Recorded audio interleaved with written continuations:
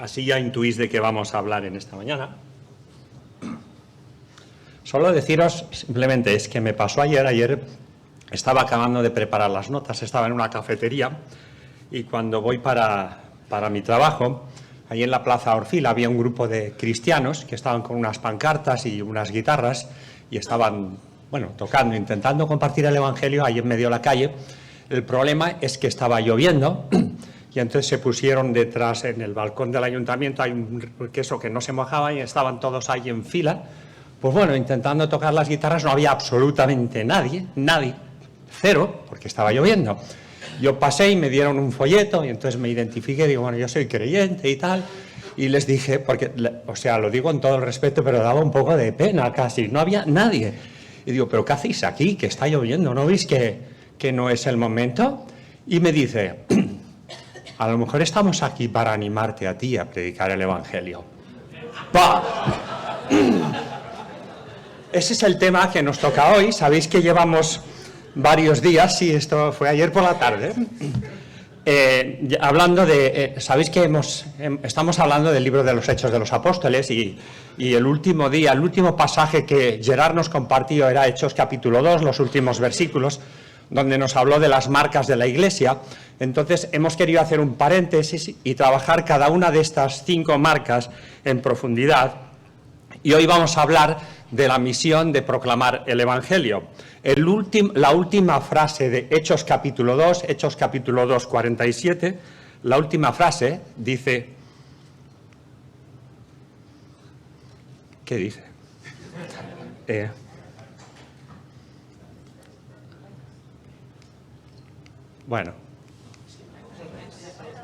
Es que lo estaba cogiendo al revés, entonces, claro, me apuntaba a mí mismo. Vale, dice esto, Y el Señor, esto es la última frase que hemos visto hasta ahora de Hechos 2, y el Señor añadía cada día a la Iglesia los que habían de ser salvos. Solamente quiero enumerar a modo de introducción tres aspectos de este versículo, porque inicialmente había pensado en plantear el mensaje sobre este versículo, no lo voy a hacer, pero solamente, punto número 1, es el Señor el que salva a las personas. Es el Señor el que añadía las personas a la Iglesia. La salvación pertenece al Señor, no a las personas. En segundo lugar, lo hacía cada día, de modo que nos está diciendo que es el Señor el que constantemente sigue salvando personas.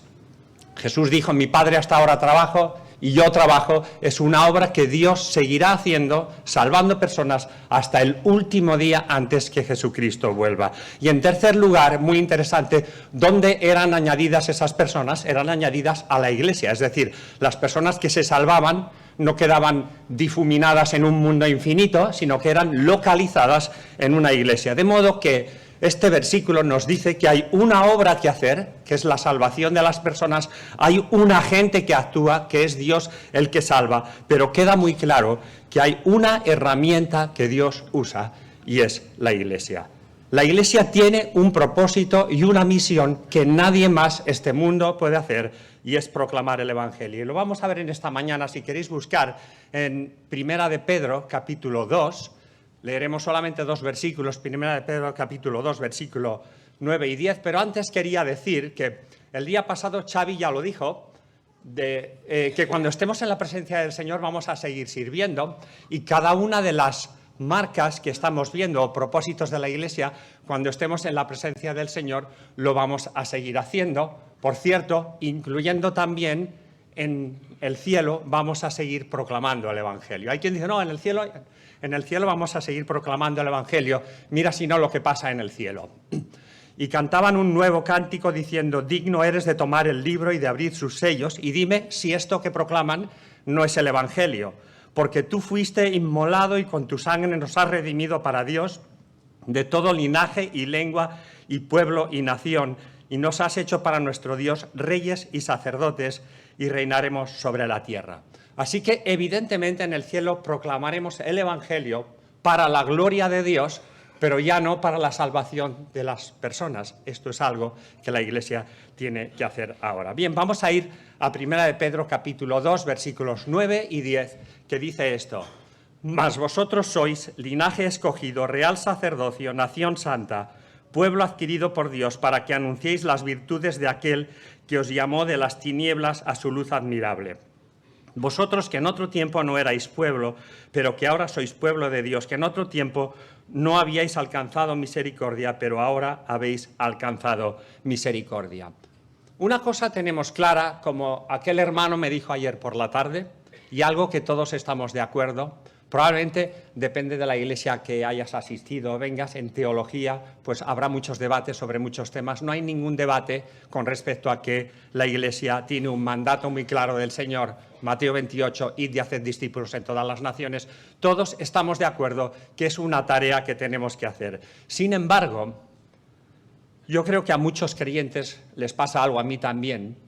Puedes ver creyentes que son absolutamente fieles en las otras 4 marcas que hemos visto, en una vida de adoración, en una vida de pasión y comunión con la Iglesia, una vida de amor por la palabra y crecimiento espiritual, una vida de entregada de servicio, pero con una lucha constante y muy grande por la misión y por compartir el Evangelio. Y quiero que veamos en este texto 4 aspectos que nos pueden ayudar, más allá de que es un mandato del Señor, y con esto tendríamos que tener suficiente, podríamos acabar aquí, pero más allá, quiero que veamos 4 marcas, 4 aspectos que pueden dar perspectiva a nuestra vida de misión. Vamos hoy a hablar de identidad, de propósito, de llamado y de posición. En primer lugar, nos dice que tenemos una nueva identidad y nos categoriza en 4 cuestiones. Dice que somos linaje escogido, real sacerdocio, nación santa, pueblo adquirido por Dios. En primer lugar, dice que somos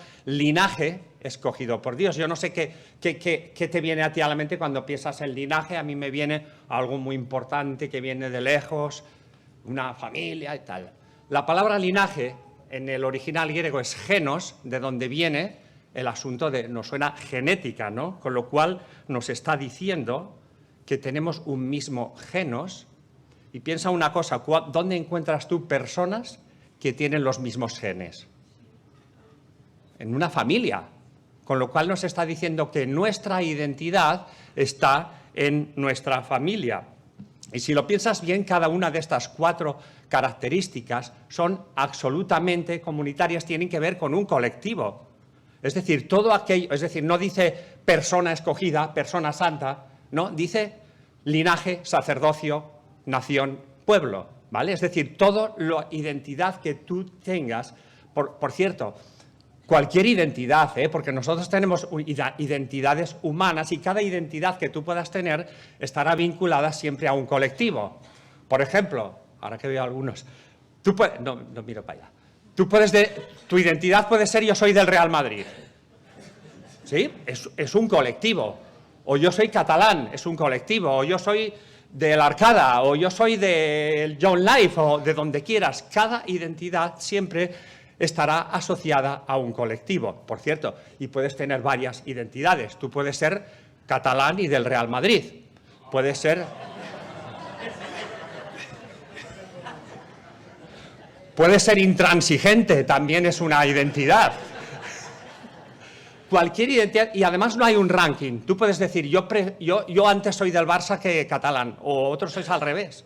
No hay un ranking, pero sí que hay una identidad que se desbanca a todas y se pone en el absoluto número 1 y deja las otras por los suelos, ridículas, irrisoria cualquier identidad que tú puedas tener comparada con haber sido un linaje escogido directamente por el Señor. Él nos escogió antes de la fundación del mundo. No lo hemos iniciado nosotros, ese linaje.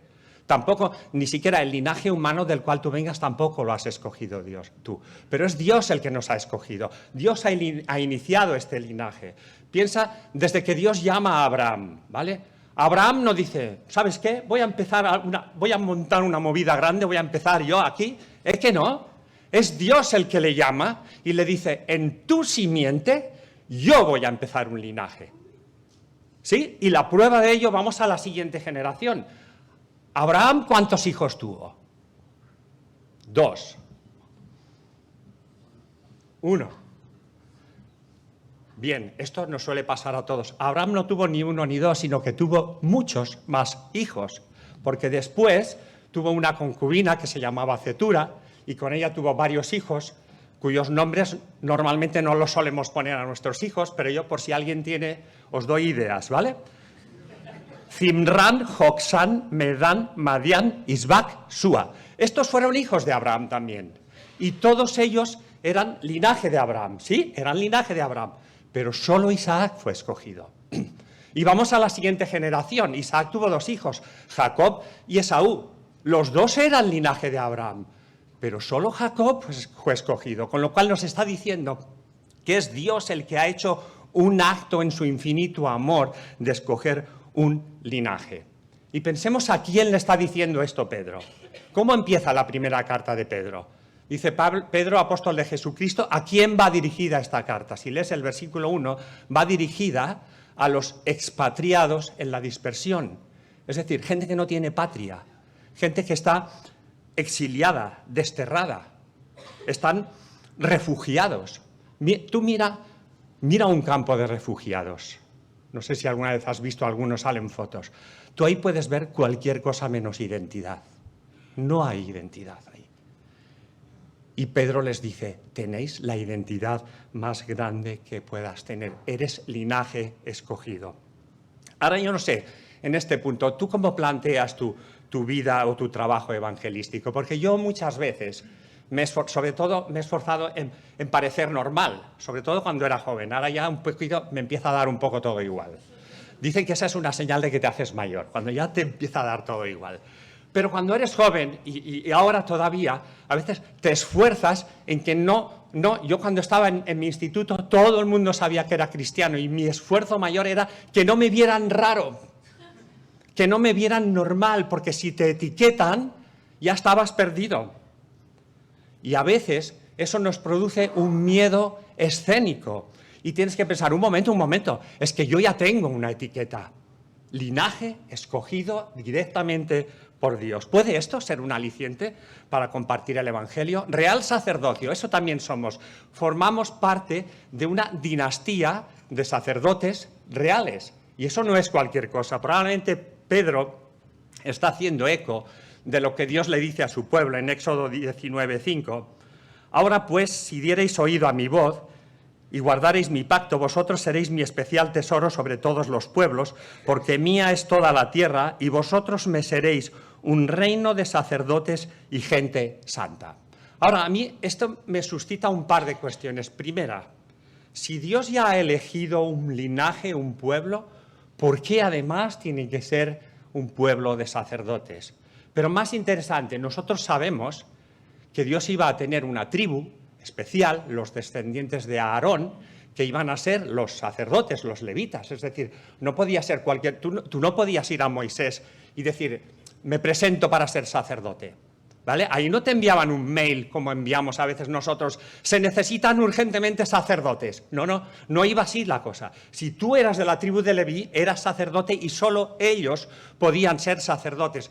¿Cómo es que Dios dice, y Pedro dice, que ahora todo el pueblo va a ser un reino de sacerdotes? ¿En qué quedamos?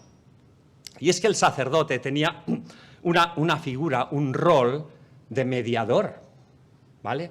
Y lo que pasa aquí es que los levitas eran mediadores entre Dios y el pueblo de Israel. Pero ahora todo el pueblo de Israel iba a ser mediador entre Dios y el resto de las naciones. Todo el pueblo de Israel se iba a poner en la brecha entre Dios y las naciones, para que las naciones miraran al pueblo de Dios y vieran la grandeza, la autoridad, la belleza, la santidad, la gloria y el poder de Dios. Lo iban a ver a través del pueblo de sacerdotes que iba a ser Israel. Ahora bien, nosotros sabemos, en cualquier caso, que el único mediador es Cristo. Primera de Timoteo 2:5. Porque hay un solo Dios y un solo mediador entre Dios y los hombres, Jesucristo, hombre. Pero en cualquier caso, nosotros estamos llamados a ponernos en la brecha, no ya para perdonar pecados, eso solo Cristo lo puede hacer, pero sí para ser embajadores, por un lado para clamar a Dios ante un mundo que se pierde, ante nuestros amigos que se pierden, y por otro lado para decirle al mundo que hay un Dios maravilloso que les ama y que si se vuelven a Él pueden tener vida eterna. Ahora, me encanta porque Dios dice, me seréis, no dice haréis de sacerdotes, y Pedro dice, vosotros sois, no dice vosotros ejercéis. Es decir, que un sacerdote no puede dejar de ser aquello que es. Y desde esa perspectiva, ¿cómo vemos nuestra vida de evangelización? No podemos verla como algo que hacemos, sino como algo que somos. Nuestra misión es nuestra identidad. Es algo que ocupa toda nuestra mente, toda nuestra vida. No es una actividad. Es cuando la misión se convierte casi en una obsesión. Es lo que llamamos, un adjetivo que se pone que es ser misional, cuando todo lo que yo soy es... ¿Te has preguntado alguna vez? Porque hemos leído que el Señor añadía cada día los que habían de ser salvos, ¿sí? Hechos 2:47. Por otro lado, Romanos capítulo 10, ¿qué dice? O sea, ¿qué es lo que es necesario para que alguien crea y sea salvado? ¿Qué tiene que ocurrir? ¿Cómo creerán si no se les predica el Evangelio? De modo que el Señor añadía cada día, porque los creyentes predicaban cada día. Es decir, no hacían alguna vez, ejercían, sino que eran sacerdotes. La pregunta es si esto puede ser un reto para cada uno de nosotros. Cuando tú te levantas de la cama por la mañana y lo primero que piensas, es raro esto, raro, lo primero que piensas es, soy un sacerdote real. Señor, dame trabajo hoy, porque ese es mi trabajo. Pero es que no solo es el trabajo, es el privilegio que todos nosotros tenemos. ¿Sabes que tú tienes un privilegio?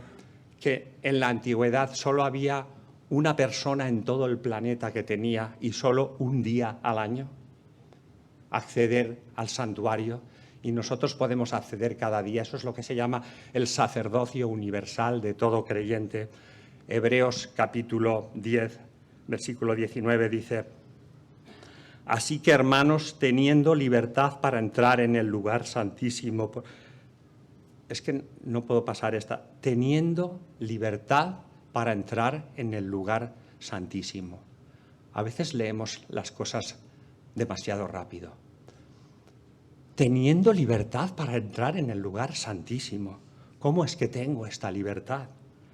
Por la sangre de Jesucristo, por el camino nuevo y vivo que Él nos abrió a través del velo, esto es de su carne, y teniendo un gran sacerdote sobre la casa de Dios, Cristo está en la brecha entre nosotros y el Padre, pero ahora nosotros nos ponemos en la brecha y dice, acerquémonos con corazón sincero, en plena certidumbre de fe, purificados los corazones de mala conciencia y lavados los cuerpos con agua pura. La capacidad de entrar en el mismo santuario de Dios, la capacidad de estar en la misma presencia del Señor, es la que mantiene nuestra vida, es la que sustenta nuestra fe y es la que alimenta nuestra misión. La cuestión es, ¿tú puedes llevar a cabo tu misión de sacerdote sin entrar en el santuario? ¿Te imaginas desde fuera con un brazo robótico? No puedes. Tú tienes que entrar en el santuario, pero cuando entras en el santuario de Dios, hay tantas maravillas que tú le puedes contar al mundo, que si tú no entras, no sabes que están. Las sabes aquí, pero no aquí. Así que necesitamos entrar en ese santuario. Y este texto para mí es un aliciente. ¿Puedes verte ahí? Cuando a lo mejor tienes una oportunidad de predicar el Evangelio, ¿puedes verte abriendo la cortina del templo y entrando en el lugar santísimo? Cuando tú y yo vamos a predicar el Evangelio, cuando la Iglesia va a predicar el Evangelio, debemos ir con todo el poder de nuestra identidad.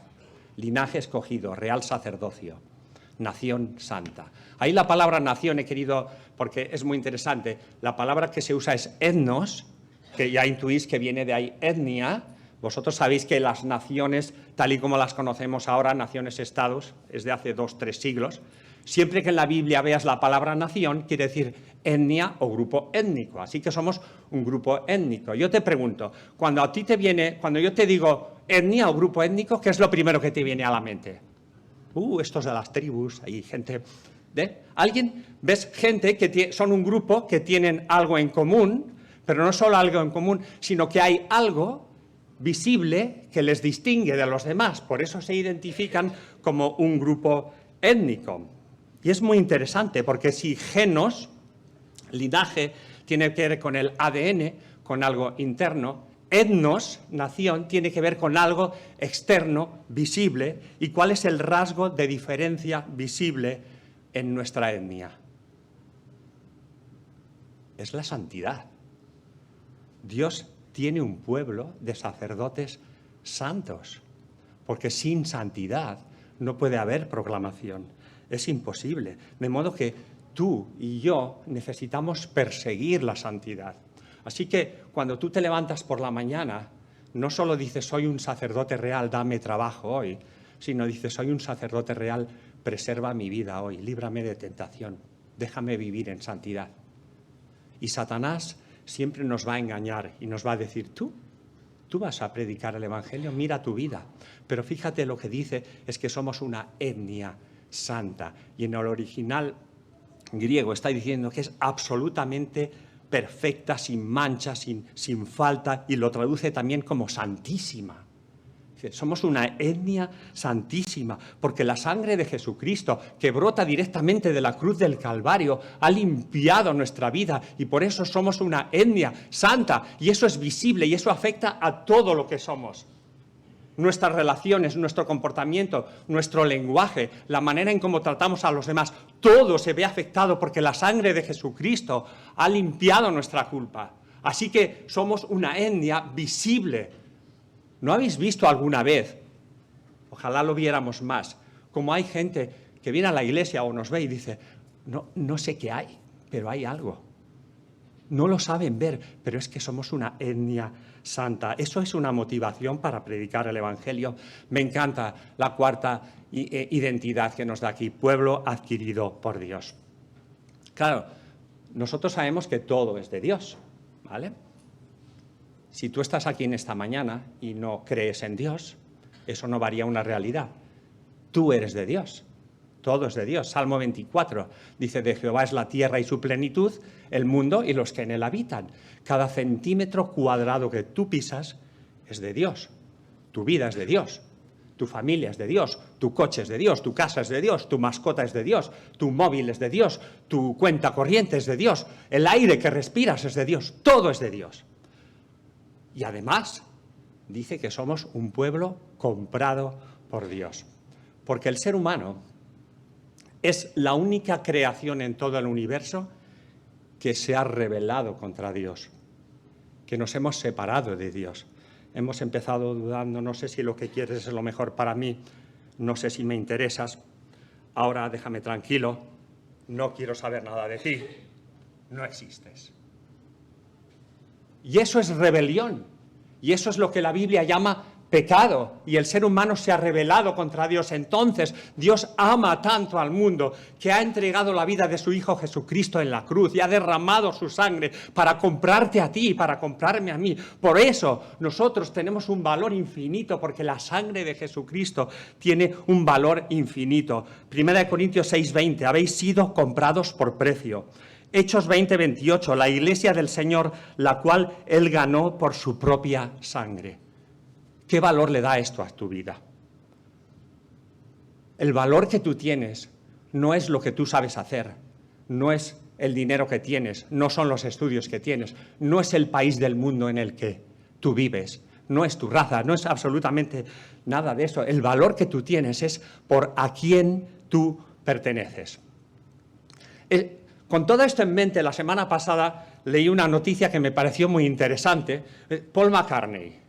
¿Sabéis que Paul McCartney ha encontrado un bajo que le robaron hace 50 años? Del palo que se ve, yo no lo sabía, pero había un grupo que se llama The Lost Bass, que se han dedicado a seguir el rastro hasta que, ¡pum!, 50 años después han encontrado el bajo de Paul McCartney. ¿Sí? Alguno habréis leído la noticia. Y yo estaba pensando, el que lo tenía antes, ¿te imaginas si lo hubiera vendido? ¿Cuánto valía? No lo sabemos porque no se ha vendido, pero quiero que veáis esta foto. ¿Alguien reconoce a este cantante? ¿Ya está muerto? Kurt Cobain. Kurt Cobain era el cantante del famoso grupo Nirvana. Él se suicidó.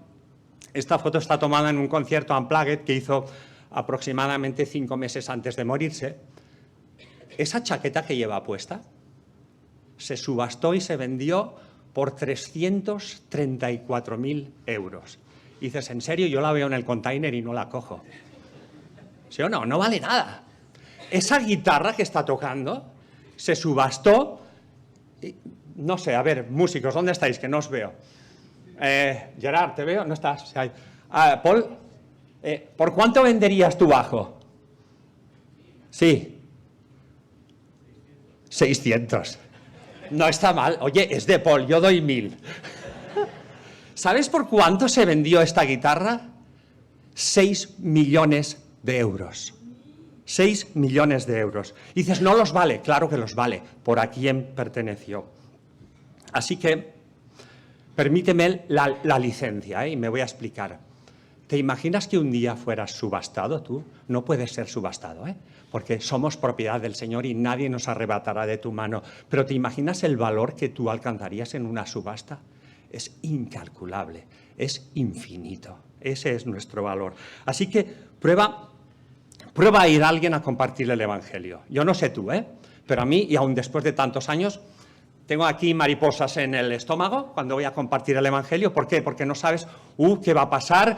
¿Qué van a pensar de mí? Y piensa una cosa, ¿puede ser un aliciente recordar el valor que tú tienes para Dios? Es decir, ¿qué cantidad de valor te puede quitar el rechazo de una persona? Los que conocéis matemáticas, si a infinito le quito cualquier valor, ¿qué sigue dando? Es decir, si yo ahora digo, esta guitarra no me gusta, ¿le quito algún valor? O yo digo, esta guitarra es fea, y el propietario que la tiene calla, se ríe para sí dentro y dice, ¿tú qué sabrás? ¿Sí o no? Esta guitarra tiene un valor, aunque yo diga que no lo tiene. ¿Y qué importa la opinión del mundo? ¿Tú qué sabrás? Yo soy propiedad del Dios de toda la tierra. Ahora, la cuestión de la identidad. Yo creo que se está convirtiendo hoy en día casi en una pandemia. Yo pongo esta foto. ¿No sabéis lo que es la cultura de la cancelación? O sea, ten cuidado con lo que tú pones en redes sociales, porque como a alguien no le guste, se hace una bola de nieve y el uno y el otro y el otro, y al final te cancelan y empiezan, no formas parte de mi vida, te bloqueo y tal. Esto está ocurriendo, y esto tengo que decir, sobre todo para los jóvenes, que cuando yo era joven esto no existía. No teníamos estos problemas, tenéis unas ventajas, también problemas, porque no había móviles, no había ordenadores, no había nada, teníamos un teléfono de redonda para llamar por teléfono. Ahora vais intuyendo lo viejo que soy. Teníamos una máquina de escribir, para escribir, no había nada de todo esto. Entonces, ¿qué pasaba? Que había muy pocas personas que su opinión pudiera afectarnos a nosotros. Que tu familia y como mucho un puñado de amigos. Y el resto de lo que opinara el mundo no importaba. Pero ahora no es así, porque como te cancelen en redes sociales, habéis visto gente que le hacen bullying por redes sociales 24 horas al día. Es insostenible eso. O tú pon una frase que no estés de acuerdo con lo que la mayoría de gente dice, y es horroroso. No se puede vivir así. Y nosotros necesitamos demostrarlos a los demás y demostrarnos a nosotros mismos que nuestra identidad no está en lo que los demás opinen de nosotros. Que nuestra identidad no está basada en lo que las personas pensarán si yo pongo un post y digo, yo amo a Jesús. Y a lo mejor me cancelan, pero no es ahí donde está mi identidad. Mi identidad está en la cruz y en la sangre de Jesucristo, que fue derramada con un valor infinito por mí. Así que dime una cosa, más allá de la obligación y el mandato del Señor, tener esta identidad puede ser un aliciente para predicar el Evangelio, pero en segundo lugar, voy a ir todo mucho más rápido, no os preocupéis. Tenemos también un propósito, porque dice que todo eso se nos ha dado para algo. Para que anunciéis las virtudes de aquel que os llamó de las tinieblas a su luz admirable. Es decir, más vosotros, pueblo de Dios, iglesia de Trébol, nos ha dado esta identidad para anunciar el Evangelio. Esa es la cuestión. Toda la identidad es para algo, para que anunciemos las virtudes del Señor, no tampoco para anunciarnos a nosotros mismos. Y yo no sé si estás aquí en esta mañana y a lo mejor tú no tienes a Cristo en tu vida. Tienes que saber que hoy no nos estamos anunciando a nosotros mismos. Nuestra obsesión no es causarte buena impresión, tampoco lo podríamos lograr. ¿Qué posibilidades de sostener en el tiempo esa buena impresión? Si al final somos igual que tú, igual de todos, con nuestros fallos, nuestros pecados, pero hoy no nos anunciamos a nosotros. Anunciamos las virtudes de Cristo y anunciamos que si tú vuelves a Cristo, Él te va a dar salvación, te va a dar toda esta identidad. Y anunciamos las virtudes de Dios. ¿Y cuáles son las virtudes de Dios? Anunciamos que Dios es fiel. En un mundo en el cual no te puedes fiar de nadie, Dios es fiel, que Dios es justo, en un mundo de injusticia, donde la justicia se tuerce descarada, incluso diría desvergonzadamente, ya se tuerce la justicia, y Dios es justo. Y anunciamos que Dios es santo, y cuando anunciamos la santidad de Dios, vemos lo terriblemente alejados de Dios que estamos. Y vemos nuestro pecado, pero también las virtudes de Dios es que anunciamos que Dios es misericordioso, perdonador, y que si te vuelves a Él, te va a dar la mano, porque anunciamos que Dios es amor y ha hecho el acto más maravilloso de entrega. Anunciamos las virtudes de Cristo, porque lo que queremos es que Cristo brille en este mundo de oscuridad. Y la Iglesia está llamada a proclamar eso, de manera indiscriminada, sin freno, sin acepción de personas, sin filtros, en cualquier momento, en cualquier lugar, proclamar que todo aquel que cree en Cristo crucificado, en Cristo resucitado, y se vuelva a Él en arrepentimiento y fe, no morirá eternamente, sino que tendrá vida eterna. Y eso es lo que mueve nuestras vidas y nuestros ministerios, que Cristo brille. Y si anunciamos hoy aquí algo para ti, que nos visitas y que no tienes a Cristo, es: yo pido a Dios que Cristo pueda brillar en tu vida hoy mismo. Hoy mismo puede brillar Cristo en tu vida.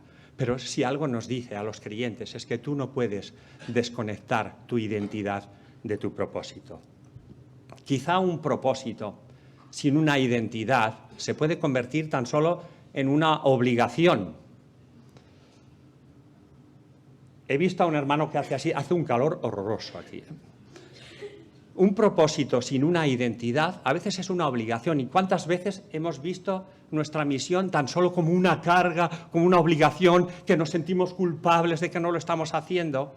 Pero piénsalo al revés. Una identidad sin un propósito puede acabar convirtiéndose nada más en orgullo espiritual.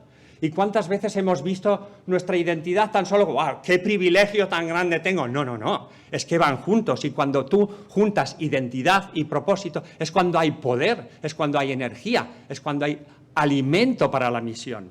Cuando nosotros cantamos Yo sé qui soc, no nos lleva solo a la adoración y a la gratitud, nos lleva también Yo sé qui soc, y por eso estoy en mi misión. Porque si la identidad es un regalo, el propósito es otro regalo. ¿Sabéis el privilegio que tenemos de tener un propósito en la vida? La semana pasada estaba leyendo una entrevista que salió en el diario El Mundo a un conocido psiquiatra que se llama Enrique Rojas, seguramente muchos lo conocéis, y le hacían, es una entrevista larga, pero me llamó la atención esta pregunta. Le preguntan por qué en buena parte de Europa se está hablando del aumento de los suicidios juveniles. ¿Vale? Suicidios juveniles, sabéis que están aumentando. Y esta fue su respuesta, y cito textualmente: porque hay masas y masas de gente joven, perdida, sin rumbo, sin criterio y sin un proyecto personal. Esta es la realidad del mundo.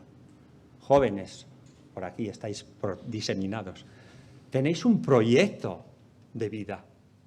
Quizá, a lo mejor no sabes qué vas a estudiar, o no sabes si lo que vas a estudiar va a servir para algo, o no sabes qué trabajo vas a encontrar, o si vas a encontrar trabajo, no sabes si un día podrás tener casa, independizarte, quizá no sabes si te vas a casar, si tendrás familia, puede que no sepas nada de eso, y tienes un proyecto de vida. Sea lo que sea que pase con todo esto, tú tienes un proyecto de vida que es dar gloria a Dios, anunciar las virtudes del Señor, pero si arrancas tu propósito de tu identidad, estás perdido, sin proyecto, sin vida. Así que visualiza tu vida en uno de esos momentos donde te sale una oportunidad de hablar de Dios a la gente. Y si no sale esa oportunidad, la buscas. Y si no la buscas, la creas. ¿Vale? Que cuando hay un tema que queremos que salga, ya sale. ¿Vale? Así que ahí estás, en ese momento. en ese momento, mariposas en el estómago, ¿vale? Y en ese momento no solo tienes todo el poder de tu identidad, sino también tienes el poder de tu propósito. Y piensas, ¿quizá estoy yo aquí para esto? ¿Recordáis cómo Mardoqueo le dijo a la reina Esther cuando tenía que entrar en el palacio? ¿Quién sabe si para esta hora has llegado? ¿Quizá estoy yo para eso? Porque quizá tus amigos están para eso, tu trabajo, tu negocio, tu familia. Ese es nuestro propósito y no podemos desconectarlo. Me encanta también porque tenemos un llamado. Y dice aquel que os llamó. ¿No os parece que es muy interesante que es Dios el que llama?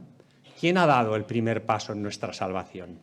Dice que nos llamó de las tinieblas a su luz admirable. Es decir, no has sido tú que has comprado un billete, has cogido tu maleta y has dicho, ¿sabes qué? Me voy ya de las tinieblas y me voy a la luz admirable, que se está mejor. ¡No!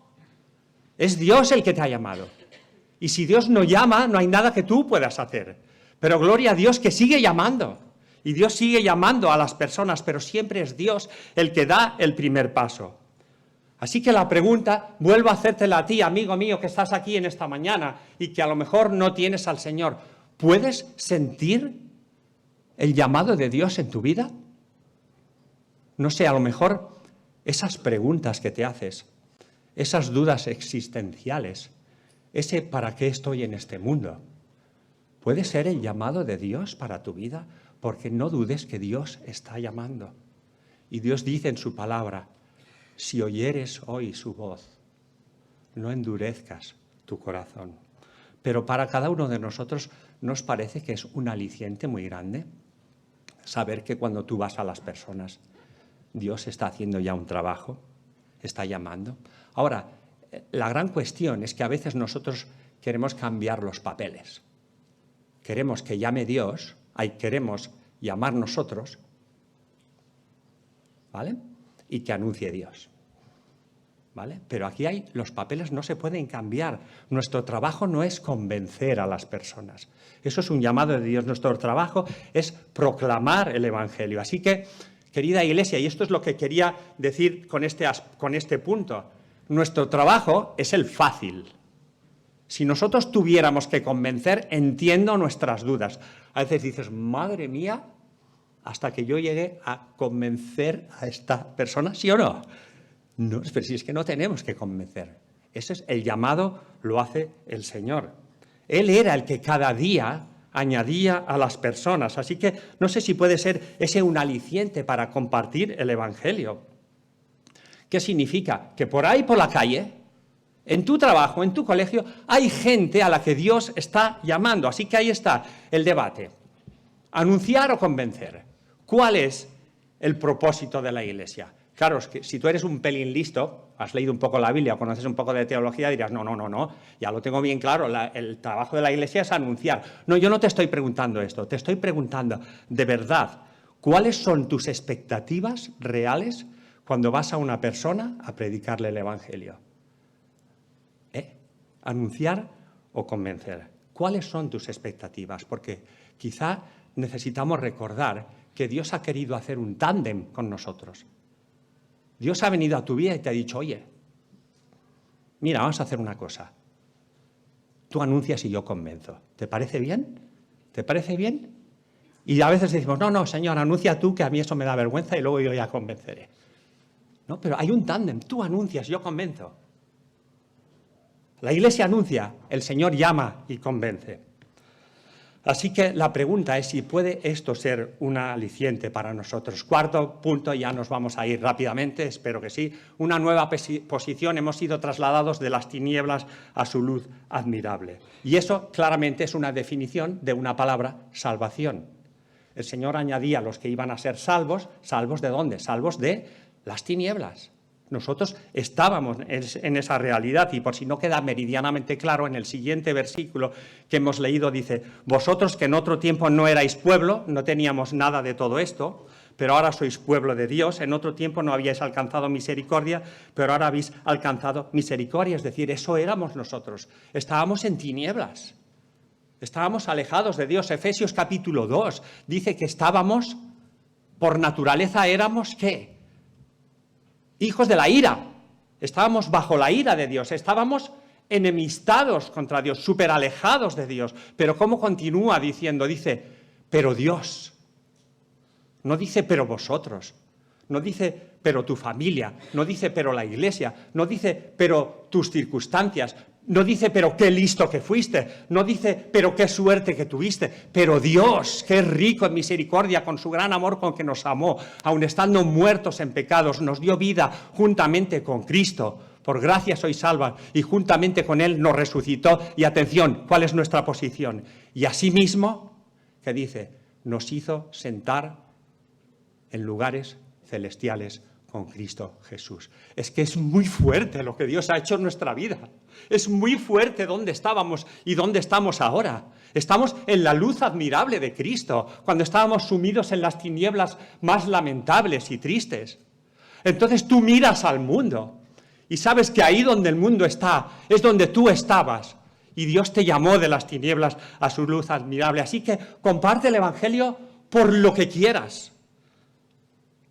Por obediencia, por amor a Dios, por la identidad que te ha sido dada o por compasión a un mundo que se pierde. Pero no desconectes tu identidad de tu propósito. Porque mira, la mayoría de religiones te van a decir, yo obedezco, entonces soy aceptado, hago algo, soy aceptado. ¿Y qué es lo que dice el Evangelio? Lo contrario. Yo he sido aceptado, por eso obedezco. Cuando tú descubres esto, cuando descubres la maravilla, el asombro que produce en tu vida lo que Dios ha hecho, eso impacta en toda tu vida, impacta también en la manera en cómo cuentas tu vida a los demás y les dices a los demás, mira lo que Dios ha hecho en mi vida. Pero no podemos disociar lo que Dios ha hecho en nuestra vida de nuestro propósito. Si tu identidad está en Cristo, tu propósito está en Cristo. Si tu identidad emana de la cruz, tu propósito ha nacido en la cruz. En el mismo momento en que tú naciste de nuevo, nació un propósito en tu vida. La pregunta es, ¿cuántas veces separamos nuestra identidad de nuestro propósito? Vamos, como el que va a un restaurante, tráeme la carta. Linaje escogido, me gusta. Real sacerdocio, yeah. Nación santa, uy, esto, no. Pueblo adquirido, sí, esto me gusta. De las tinieblas a la luz, esto me gusta. Para que anunciéis, esto no me gusta. Pero es todo un pack, es solo una cosa la que Dios ha hecho en nuestras vidas. No es que haya hecho varias, solo ha hecho una cosa. Nos ha dado una nueva identidad junto con un nuevo propósito. Mira, una gran identidad. Sin un propósito, ¿sabes lo que es? Es nada más una figura decorativa. Quiero que veáis esta foto. Esta foto es de una peluquería donde yo voy al lado de donde tengo mi comercio. Hay una peluquería muy mona, tiene una decoración muy maja. Voy siempre ahí a cortarme el pelo. Además, tengo relación directa con el dueño. Entonces, me encanta porque, bueno, como veis, ahí hay un violonchelo colgado en la pared. No hace justicia, es todavía más bonito, es brillante, todo limpio, además con un foco que le está enfocando. ¿Y cuál es el fallo de esta foto? Piensas, ¿realmente ese violonchelo fue fabricado para estar ahí? Ese violonchelo no fue fabricado para brillar, sino para hacer brillar al músico que lo toca. Así que tú ves ahí el violonchelo y dices, tiene una identidad increíble y un propósito nulo. Así que, queridos hermanos, no seamos violonchelos colgados en una pared. Figuras decorativas con mucha identidad y ningún propósito. No te veas colgado en una pared como un violonchelo. Solo quiero que veamos el versículo que hemos visto. Yo te animo a que te lo aprendas de memoria. No es difícil. Yo lo he hecho, lo podemos hacer casi todos. Que lo leas, te lo aprendas de memoria. Venga, a ver si esta semana, cuando vayamos a los grupos, lo sabemos de memoria. Y si no tienes grupo, te animo a que preguntes a la salida, porque es súper guay tener un grupo. Venga, nos aprendemos de memoria. Y cuando te lo hayas aprendido de memoria y te lo recites para ti mismo, después te hagas una pregunta. ¿Qué veo cuando me veo? ¿Qué veo cuando me veo a mí?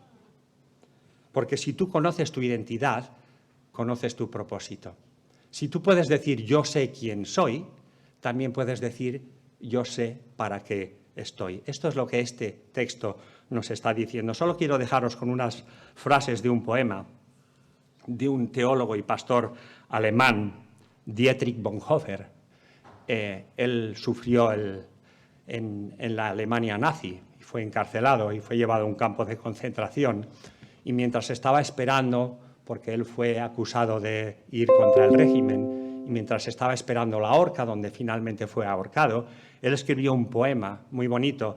Yo solo voy a leer unas frases de este poema y con esto ya acabaré mi reflexión. Dice así, justo unos meses antes de morir: ¿quién soy? Me dicen a menudo que salgo de mi celda sereno, risueño y seguro, como sale un noble de su palacio. ¿Quién soy?